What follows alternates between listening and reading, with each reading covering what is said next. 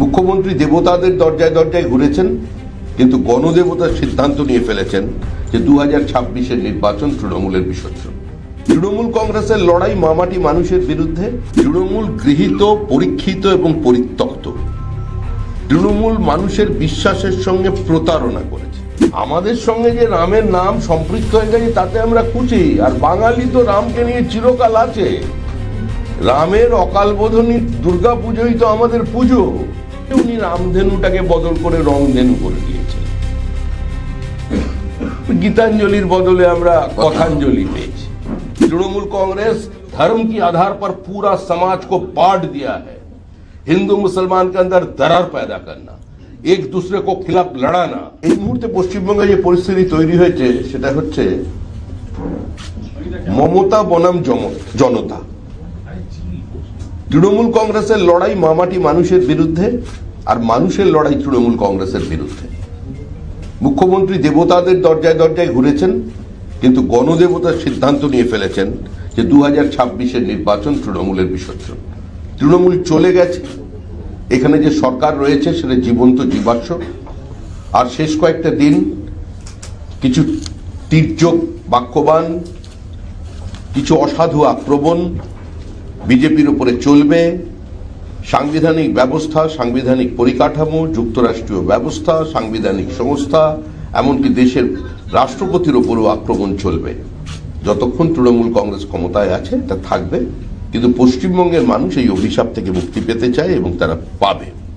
মুখে না বললেও কি সমর্থন চাই না, কিন্তু বামেদের বা বাকি দলগুলির সমর্থন চাইছেন? তৃণমূল কংগ্রেসের কোনো বক্তব্যের কোনো প্রতিষ্ঠা এই মুহূর্তে পশ্চিমবঙ্গের মানুষের কাছে নেই।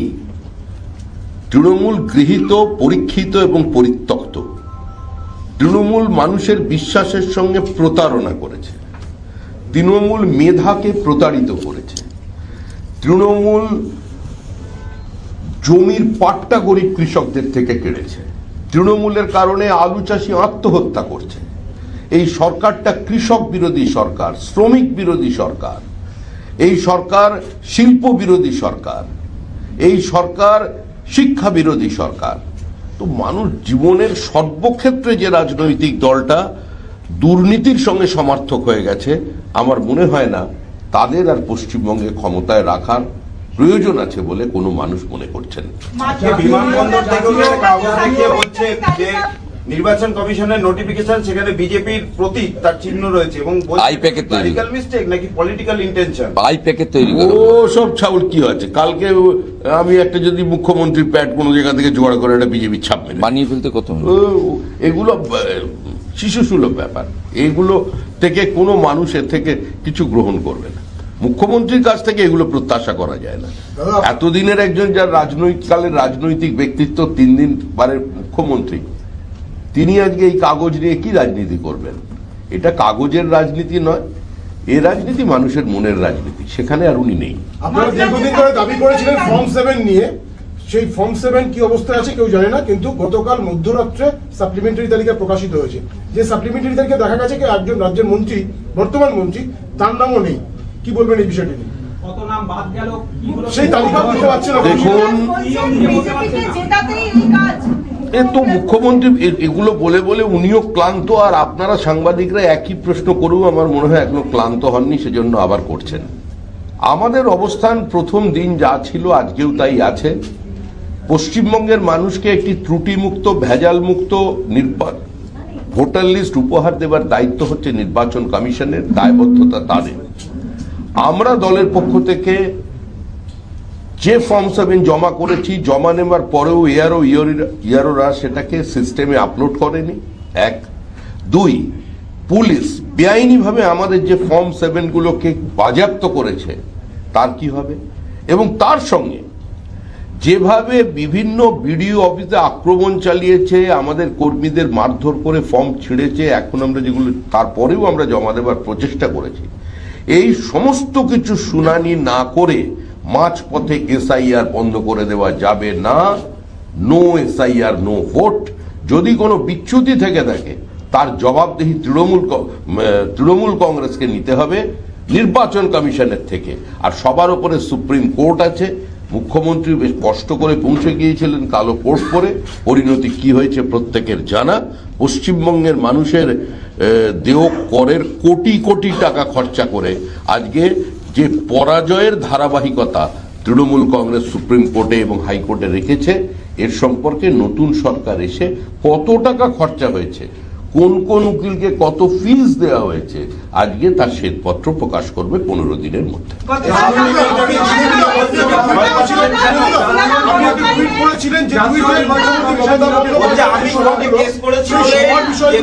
আরে দুইজন বলবো কি করে, ওনার পাঠ শেষ করুন, এক হাতটা থাকলে আমি দেবো। শ্রমিক দাকে যা বলছে ওটা শেষ। और उससे पहले देखा जा रहा है कि तृणमूल के कई ऐसे नेता हैं जो रामनवमी मनाने वाले हैं। चुनाव से पहले क्या हिंदू वोट पाने की कोशिश की जा रही है? अरे मन में राम तन में राम रोम रोम पर राम रे, राम सुमिर ले ध्यान लगा दे, छोड़ जगत की काम रे। ঠিক ঘুরে ফিরে নামই আসতে হচ্ছে সবাইকে। আমরা তো এটাই আমাদের বক্তব্য তো এটাই। अरे हमारा तो कहना यही है कि राम भारत है, भारत ही राम है, इसका बाहर कुछ नहीं है। बीजेपी का उठाया हुआ किसी भी मुद्दा, चाहे पॉलिटिकल हो या सामाजिक हो, उसका नीचे सबको आना पड़ेगा।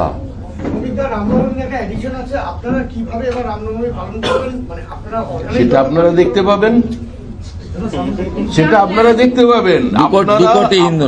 আপনারা তো রাম আর বিজেপিকে সমর্থক করে দিয়েছেন, আমরা খুশি। আমাদের সঙ্গে যে রামের নাম সম্পৃক্ত হয়ে গেছে তাতে আমরা খুশি। আর বাঙালি তো রামকে নিয়ে চিরকাল আছে। রামের অকাল বোধনী দুর্গা পুজোই তো আমাদের পুজো। রামের রঘুপতি রাঘব রাজা রাম লিখতে তো একবারও কাজী নজরুল ইসলামের অসুবিধা হয়নি। মুখ্যমন্ত্রীর অসুবিধা কোথায়? হ্যাঁ, ওনার অসুবিধা হচ্ছে উনি রামধেনুটাকে বদল করে রংধেনু করে দিয়েছেন। গীতাঞ্জলির বদলে আমরা কথাঞ্জলি পেয়েছি, গীতবিতানের বদলে আমরা কবিতা বিতান পেয়েছি। পিতৃপক্ষে পুজো আমরা সব দেখেছি, মানুষ এগুলো দেখে নিয়েছে। আবার এটাও বলা হয়েছে যে দুর্গা ঠাকুরকে পপুলার করলো কে, মানে এক ভারত পৃথিবীতে ছড়িয়ে দিল কে? তৃণমূল কংগ্রেস আবার কে? আমরা শুনেছি এটাও যে দেবাদিদেব মহাদেব স্বয়ং কৈলাস পর্বত থেকে স্পিড পোস্টে নবান্নে চিঠি পাঠিয়ে তার এই বউয়ের এত বড় সম্মানের জন্য তিনি কৃতজ্ঞতা প্রকাশ করে ফেলেছেন। এটা চলবে, তৃণমূল যতদিন থাকবে এগুলো চলবে। এখন দেখতে পাচ্ছেন পাহাড় থেকে সাগর পর্যন্ত একটাই কথা, তৃণমূলের বিসর্জন। আমাদের আজকে বংশীবাবু যিনি এসেছেন, তিনি তার দেহ দিয়ে মন দিয়ে 8 বছর আজকে সেখানকার তাপ উত্তাপকে স্পর্শ করেছেন। দীর্ঘ 8 বছরের কারাবাস করেছেন, তার সংঘর্ষের অতীত প্রত্যেকের জানা। এখানে যে অরূপ রায়প্রধান এসেছেন, তিনি শুধু রাজনৈতিক পরিবারের নয়, আপাদমস্তক একজন রাজনৈতিক কর্মী, কোনো প্যারাট্রুপের পলিটিক্যাল ওয়ার্কার নয়।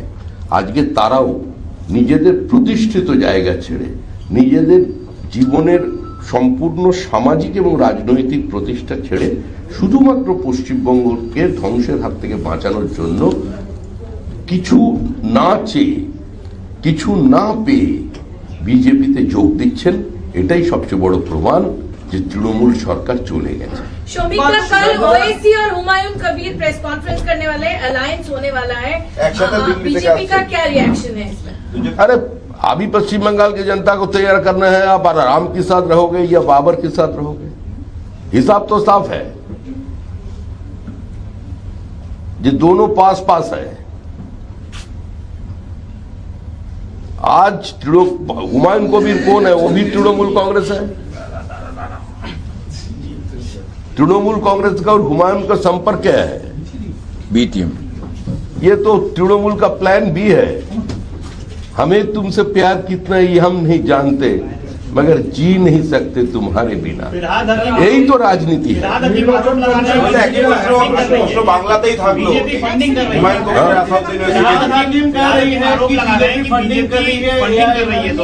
फिराद हकीम के पास बहुत सारी जानकारी है। वो तो पाकिस्तान, उसका जो पाकिस्तान है ना, मिनी पाकिस्तान का वो रिप्रेजेंटेटिव है, जो खुलेआम दावत इस्लाम की बातें करते हैं।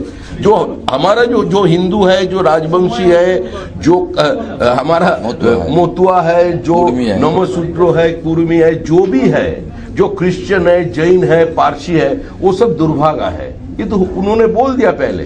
और हर मुसलमान को यह दायित्व बनता है कि कम से कम एक आदमी को उसका धर्म में शामिल करना, ये तो उसका कहना है। और उसका बाद में भी मुख्यमंत्री दावत इस्लाम के खिलाफ एक शब्द नहीं बोला। जिस राज्य की मुख्यमंत्री ईद उल फितर के मंच के ऊपर खड़ा होकर ये बोल सकती है कि बीजेपी इज प्रैक्टिसिंग धर्म, इज अ गंदा धर्म, उसका बाद अब क्या चाहते हैं?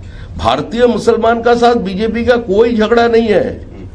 अरे हम लोग तो एपीजे अब्दुल कलाम की साथ है, हम लोग सैयद मुस्तफा सिराज का साथ है, सैयद मुस्तफा अली का साथ है, काजी नजरुल इस्लाम का साथ है, लेकिन हम लोग टुकड़े टुकड़े गैंग का साथ नहीं है, अफजल गुरु का साथ नहीं है, हुमायूं का वो पावर का साथ नहीं है। तो ये साफ है। अगर हिम्मत है किसी का, चाहे मीम हो, ये हुमायूं कबीर हो, ये ममता बनर्जी का फिराद हकीम हो, एक बार बना के दिखा दे बाबरी मस्जिद, पूरा भारत टूट पड़ेगा। पश्चिम बंगाल के हर समुदाय इसका विरोध में खड़ा हो जाएगा। ये गुलामी का निशान जो मिटाया है हम लोग, वो उसको फिर से हम बनाने नहीं देंगे।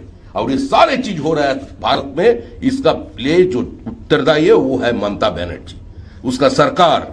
तृणमूल कांग्रेस धर्म के आधार पर पूरा समाज को बांट दिया है। हिंदू मुसलमान के अंदर दरार पैदा करना, एक दूसरे को खिलाफ लड़ाना, दंगा बनाना। आज मुर्शिदाबाद में जो हुआ, आज मोहेसरा में जो हुआ, खिदिरपुर में जो हुआ, क्या चेहरा बना दिया पूरा पश्चिम बंगाल का। सीमावर्ती सारे जिला का जनसंतुलन बिगड़ गया। ये सिर्फ ये राजवंशी का भी जमीन छीन रहे हैं, आदिवासी का जमीन छीन रहे हैं, भारत का जमीन छीन रहे हैं। अगर आओ बांग्लादेश से आओ तो साथ करके जमीन लेके आओ। हम लोग तो बोलते हैं अगर अब तुम्हारा पास कैपेसिटी नहीं है रखना, तुम्हारा खिलाने का हिम्मत नहीं है, जिसको भेज रहे हो भेजो, उसका साथ साथ जसोर का आधा और खुलना जो था पुराना हिसाब, वो दो जिला को हिंदुस्तान में शामिल कर दो। ऐसा नहीं चल सकता है। पश्चिम बंगाल के हर जनता जाग उठे है। और इस बार की जो चुनाव हो रहा है, इस बार की चुनाव का पहला मुद्दा है, हम लोग पश्चिम बंगाल को पश्चिम बांग्लादेश बनाने नहीं देंगे। ये जो राजवंशी भाई यहाँ बैठे हुए हैं, वो जिस भाषा जिस संस्कृति का बात करते हुए, इसका पुरखों ने सारा जीवन निछावर कर दिया। वो मुगलों के आक्रमण का खिलाफ, वो बादशाहों के आक्रमण का खिलाफ उन्होंने लड़ा था। उसी का कारण आज जो भूमि है, आज आसाम है, आज कुछ बिहार है, आज जो पाकिस्तान में नहीं गया।